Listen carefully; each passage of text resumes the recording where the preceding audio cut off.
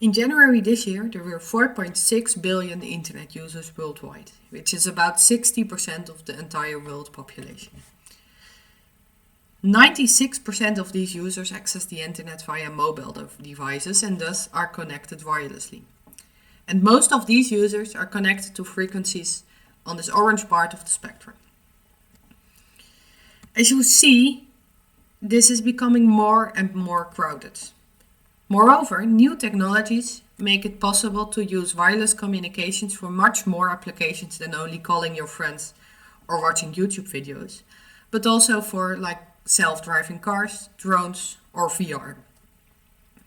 Therefore, we started to use new frequency bands, the mmWave frequencies. This makes place for all these new applications and can also provide higher data rates. However, due to its smaller wavelength, the mmWave links can easily fail and have higher path loss.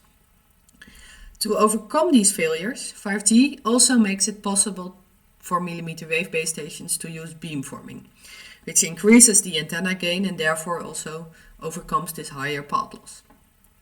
Moreover, mmWave base stations can use multi-connectivity. And in multi-connectivity, users connect to multiple base stations at the same time, which can guarantee them with a more reliable connection, but also even higher data rate.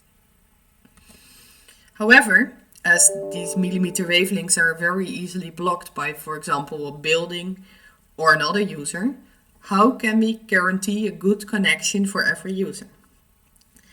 To answer this, we made an optimization model that optimizes the user association of a user to a base station. And it optimizes over the total throughput of the network. We found out that users are more likely to connect to a certain base station if this user is well aligned with the beam of that base station. In this figure, the dark areas indicate the areas in which a user is very likely to connect to that base station, the red base station, and in the light areas, this is much more less likely. As optimization models are often hard to solve and take lots of time, there is the need for simple heuristics that can be easily implemented and used. These results show that we could derive this simple heuristic based on the alignment of a user to a base station. So this is what we have done, and we found out that this heuristic performs very well, sometimes even better than the optimal scheme, as you can see on the left figure. This is due to the fact that in the heuristic we allow for some disconnected users, so users that are not connected to any base stations at all. Well, this is not possible in the optimal scheme. However, in the right figure, you can see that only 2.5% maximum population will be disconnected.